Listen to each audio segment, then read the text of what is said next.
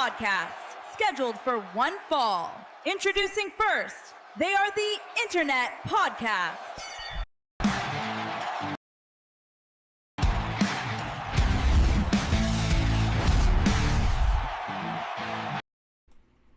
We back with another one. Ring Ropes and Turnbuckle Podcast. You see the topic of discussion. We got a lot to talk about. You see Dub out there saluting. The insightful one myself. Hey man, y'all see it. Breaking news. Naomi not medically cleared for WWE Raw Women's title defense called off. Is this a work? What you think, bro? Man, I'll be honest with you. I didn't know what to think of it. Like, is this a legit injury? I don't know. With WWE, you just never know these days because they're getting to the point to where I feel like they're having a grand old time fleecing everybody. So I don't know what to think of it. Yeah, I agree, man. Like, I don't know what to take of this, man. I don't know if it's real, if it's not real. I don't know what to say because, like, this just happened all of a sudden. This happened all of a sudden, you know. Is this part of her heel run? Does she really want to face EOS? I mean, honestly speaking, if you really think about it, it does line up with her character because, like, you know what I mean? Like, oh, I don't have to face her. I'm the champ. I don't need to face her. You know what I'm saying? Like, it could line up around it, but, I mean, who knows? It says some unfortunate news ahead of Monday Night Raw as the Women's World title match between Naomi and Io Sky has been called off. It says here, WWE Women's World Championship match that was supposed to headline Monday Night Raw's episode on WWE Raw in Quebec City has now been called off. WWE released the following statement Monday evening announcing Naomi is not medically cleared to face Io Sky. She's not medically cleared. So, I don't know what's going on. Nothing else has been put out. What is she injured from, though? How did she get injured? Like, they didn't say anything on how she got injured. They just said not medically cleared. Yeah, that's what's making me think that it's somehow linked to you know what I'm saying, what's going on with her character. That's what's making me think. But I don't know. Like, you know, it could be real. It could be real, and then again, it could be fake. No one seems to know nowadays because WWE's booking these crazy situations where the wrestlers are lying to the fans. You know, we got swerved by, you know, Seth Rollins, right? He swerved us. You know, Bro, so the whole situation, I'm just so confused by the whole situation. I really am. Like, so out of the blue, she's injured. Typically, when they give like these reports, like they say what she was possibly injured from, what is her ailment, you know, what is the ailment? Like Seth Rollins, even though we were fleeced with this whole Seth Rollins thing, we knew it was his knee. Mm-hmm. They reported his knee. Mm-hmm. Hell, they even went as far as saying that he was going to be out for a few months. You know what I'm saying? Mm-hmm. But they didn't give us anything when it came to Naomi, which leads me to believe that we are being fleeced once again. Yeah, I don't know what to make of this, honestly. WWE right now is in the business of fleecing their fans, duping their fans, making their fans put on the dunce caps. Like, it's like they're more focused on. I'll save that for the next for the next topic, but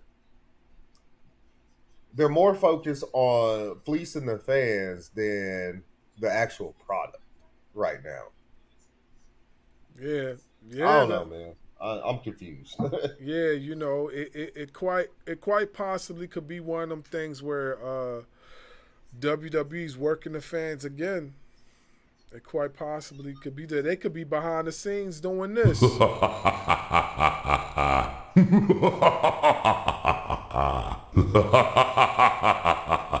You know, they could be behind the scenes doing that. You know, I but then again, it could be like I said, it could be part of what Naomi's doing. So who knows? Who knows really? You know, who It knows? does make sense for her character, though. I mean, she's. I would say. I think I heard somebody say this earlier, maybe a couple days ago. She is probably wrestler of the year for WWE. From teaming up with Bianca to turning on Bianca, and well, she didn't really turn on Bianca, but she turned on Jade. That whole feud with Jade, and now the proceed with caution, and going into Money in the Bank, winning Money in the Bank, and then going into cashing in the Money in the Bank, cashing the Money in the Bank successfully, and then on top of that, she has her first title defense at SummerSlam, wins that. I mean, her work for 2025 has been top notch. And I honestly would say that if it wasn't, I say that because I think if Liv Morgan wouldn't have got hurt, it would have gone to Liv Morgan. But damn, you cannot deny Naomi. Like right now, Naomi is the MVP of the WWE. Yeah, She that really definitely. is. That's definitely what she is, hands down. There's no argument there. Like she's definitely the MVP. She's been holding it down for the women's division since she's returned. She's been like that main vocal point for the women's division, and she's doing it so flawlessly right now. So if this is part of the plan, I don't have a problem with it. You know, I really don't. I really don't have a problem with it because she's continuing to show that she's 10 steps ahead of everybody else with this title run. Like she's already putting in the plans what she's going to do next. You know, I seen this one video, like she might even have a faction that she might have running with her sooner or later. So I'm all for it. I'm all for it. You know, if this is what she doing, I'm all for it. Let me see what I happens. I absolutely love the fact that they let her go heel. I really do. Don't get me wrong. I didn't personally see anything wrong with the glow stuff, but I think this heel work has been just like chef's kiss. And you know who else needs a heel run? Bianca Belair. Hmm. Her whole character to me screams heel.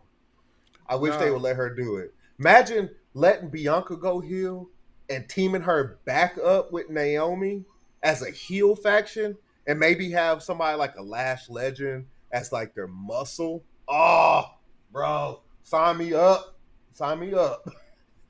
nah, I agree with you totally, man. I think that would be a great idea.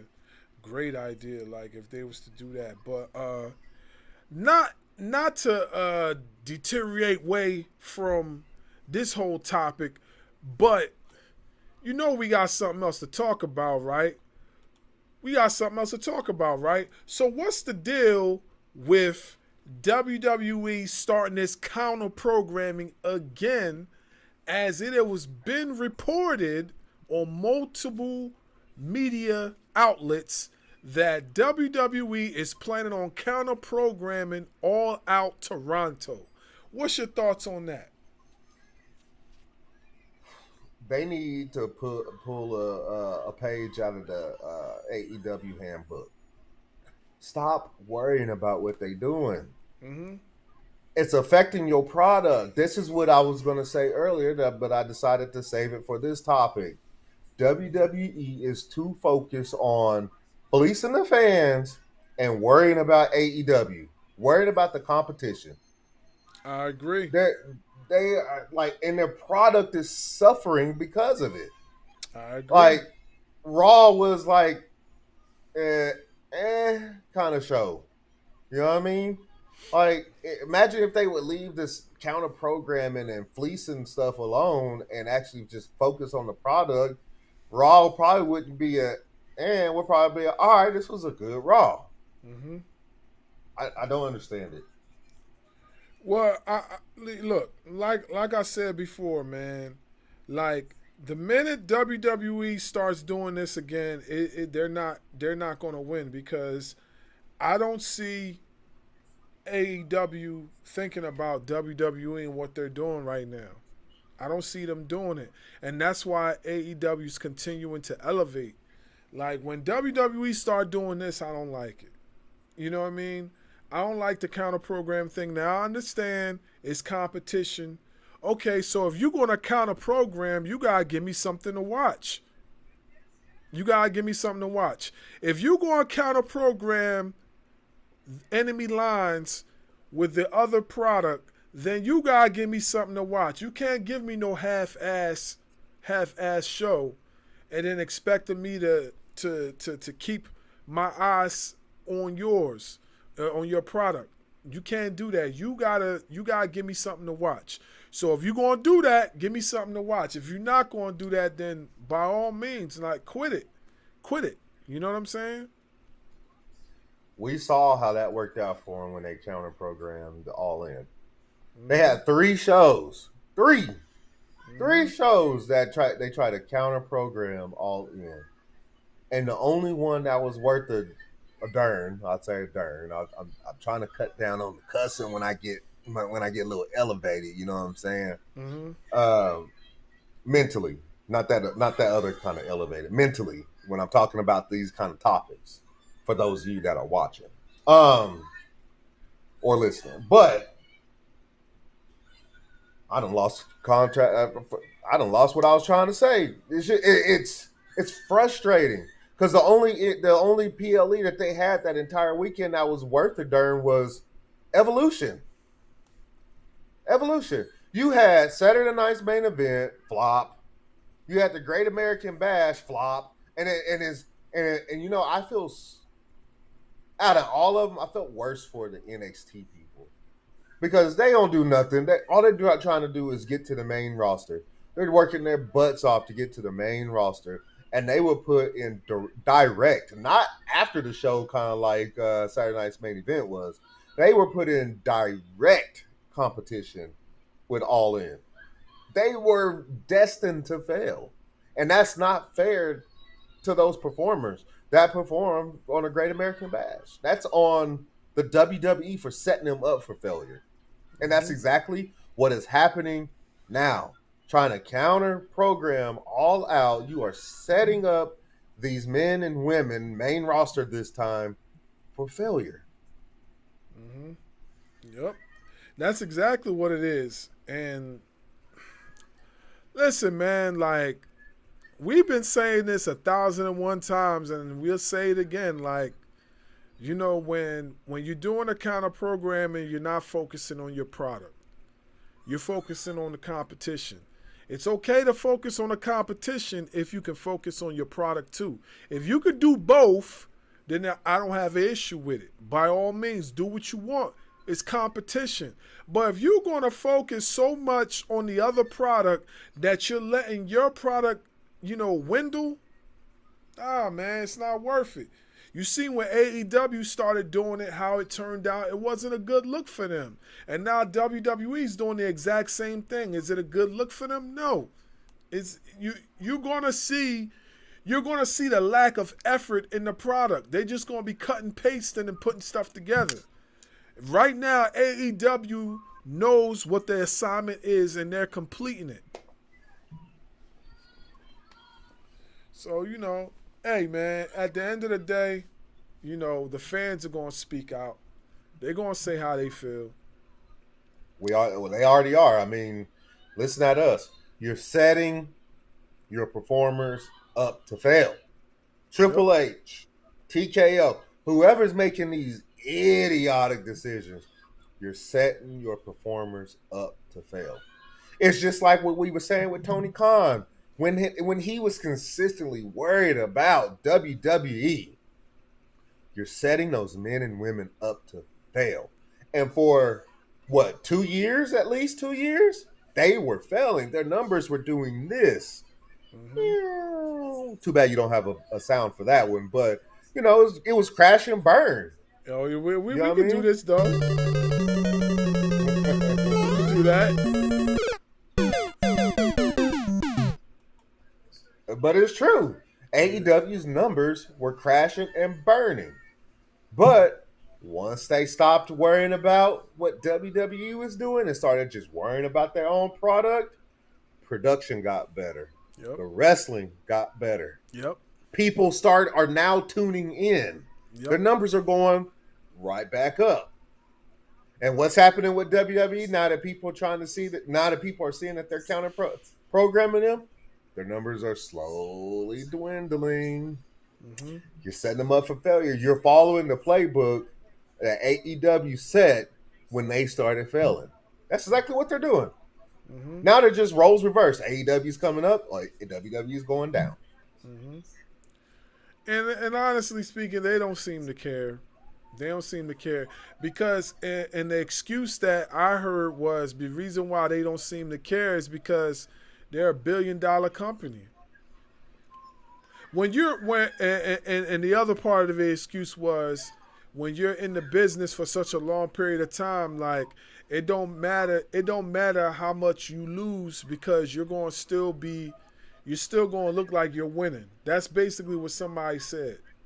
What somebody said on another show, it was like, you still going to look like you're winning.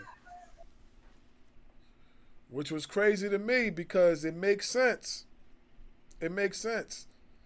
Like nobody's going to, like, the hardcore WWE Universe fans, they're not going to look at WWE as a loser in this situation because it's going to always look like they're winning because they're the company that's been out the longest.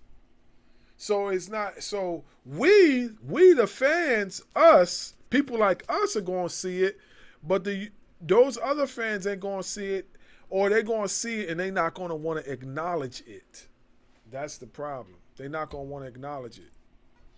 And they're not acknowledging it. That's the issue too. They're not acknowledging. They see it right in front of them. They see it just as plain as we see it. They don't want to acknowledge it because they're so far deep into the WWE threshold that they refuse to see it. They refuse, like you said, to acknowledge it. But what's it going to take for them to acknowledge it? What would you say? I mean, it's going to probably have to take something drastic to happen to the company for them to, like, really see that this ain't good for the brand. It's going to have to take something drastic. Like, something's going to have to happen for them to acknowledge the fact that, yo, this ain't cool. Something's going to have to happen. I don't know what it is, but something's going to have to happen. You know what I mean? I would have thought it would have been the Brock Lesnar thing. Like, this ain't cool. Like, why are we doing this? This ain't cool. Man, they don't look. The way I see it, man, they don't even care about that, bro. They don't even care about that. All they care about is the numbers, man. When it comes to it, that's all they care about is the numbers. They don't care if people are mad because Brock Lesnar is back in WWE. They don't care about that. You know, we just did it. We just did a show not too long ago. What did we say? Oh, if y'all gonna bring back Lesnar, y'all gotta bring back Odyssey Jones. Did you see them bring back Odyssey Jones? It's not enough people talking about it. You know what I'm saying? It's a selective few that are mentioning it, but it's not enough people talking about it. If they will put out the same outrage they put out for all this other stuff that they've been doing as of late, trust and believe they will make a move. But then again, they might not. Because we got something else to discuss. And that'll be in another video, but you already know where I'm hitting at. Karrion Kross. They've been pouring out an outreach towards him. WWE act like they don't even hear nothing. They acting like they deaf. We'll say that topic, bro. You know, so hey, man. It is what it is. You got any closing top? You got anything to close out with? And number one, Naomi. Like I said, she the MVP of the company right now. I I wish I could tell. So I believe that this is a fleece. I believe they're just trying to go over our heads with this one because they didn't give anything as to why how she got injured. What is actually injured? You know what I mean? As far as WWE counter programming AEW, man, until enough people get tired of it, they're going to continue to do it. And even if enough people get tired of it, they're going to continue to do it. Why? Because you said it earlier. They're $1 billion company. What do they care? If they cared that much, prices wouldn't be so high on to go to these shows. It's like I told you in our last video. $300 just to sit in the nosebleeds. That's ridiculous to me. That's ridiculous. The nosebleeds. I'm talking about sitting at the top of the stadium. $300. I was pricing tickets for me and my son to sit by the ring. We talking about $1,300. Now I just told you this is for Raw, and I just told you that another content creator was looking up seats for front row seats to Wrestle Dream, and it was $1,300. We're talking about a pay per view versus a weekly television show. Now, why does that make sense? No, I hear do, you. WWE's got to do better. They're losing fans left and right. They got to do better. I hear you. I hear you 110%. I agree with you, man. They gotta do better. Do I think they're gonna do better? No. I think this is gonna continue. It's gonna get worse. That's just how I feel about that. But hey, we'll be back again with some more topics. This is Ring Ropes and Turnbuckle Podcast Live. Subscribe to our channel. Salute.